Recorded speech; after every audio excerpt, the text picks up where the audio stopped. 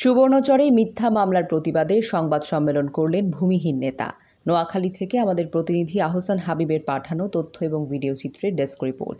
নোয়াখালীর সুবর্ণচরে কুচক্রী মহলের ঢালাওভাবে মিথ্যা মামলা দিয়ে হয়রানির প্রতিবাদে সংবাদ সম্মেলন করেছে সুবর্ণচর উপজেলার চরজুবলি ইউনিয়নের ভূমিহীন নেতা আবুল কালাম শফি চৌধুরী। বুধবার সকালে উপজেলার চরজুবলি ইউনিয়নের চরজিয়া উদ্দিনের শফি চৌধুরীর নিজ বাড়িতে এই সংবাদ সম্মেলন করেন তিনি। সংবাদ সম্মেলনে আবুল কালাম শফি চৌধুরী বলেন, গত ৫ আগস্ট স্বৈরাচার শেখ হাসিনার পতনের পর একটি কুচক্রী মহল অন্যায়ভাবে তার বসতবাড়ি, দোকানদার এবং তার ছেলেদের উপর হামলা করে। হামলাকারীরা ইতোপূর্বে আওয়ামী রাজনীতি করলেও হাসিনার পতনের পর রূপ পরিবর্তন করে তার সাথে এহেন ঘটনা ঘটায়।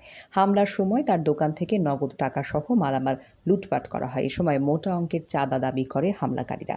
পরে চাঁদা না দেওয়ায় তার বিরুদ্ধে আন্দোলনে নিহত ছাত্র হত্যার ২টি হত্যা মামলা এবং একটি বন বিভাগের মামলা করে, যা মিথ্যা এবং ভিত্তিহীন বলে দাবি করেছেন তিনি।